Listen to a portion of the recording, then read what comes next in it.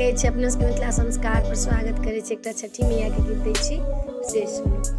छठी माँ के दिन माँ मनाओ ला, छठी मैया आए तीन आंगन किए लाए बैसाख देवानी।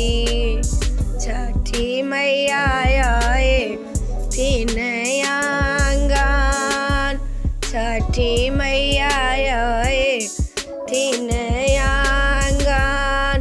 नहाए खाए व्रत करबा, छठी मैया आए तीन आंगन। खरना के खीरा बनाएबा, छठी माई के पूजा न करब, छठी माई के पूजा न करब।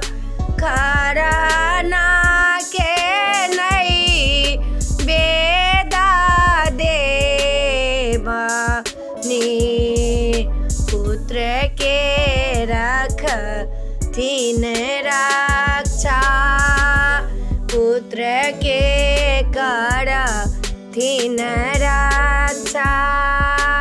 धाना धाना घर भारी देथिना, मांगा का सिंदूर बढ़त, मांगा का सिंदूर बढ़त।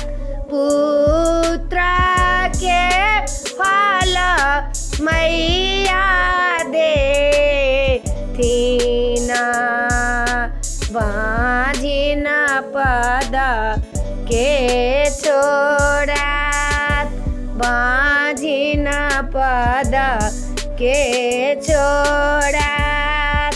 छठी मैया दिन माँ में आए थीना, छठी मैया आए थीन आंगन, छठी मैया आए तीन आंगन। वीडियो में अच्छा अपने सबके नीक लागत चैनल सब्सक्राइब कर, लाइक कर नहीं बिसरबे, कह के नहीं बिसरबे। जय मिथिला, जय माता जी।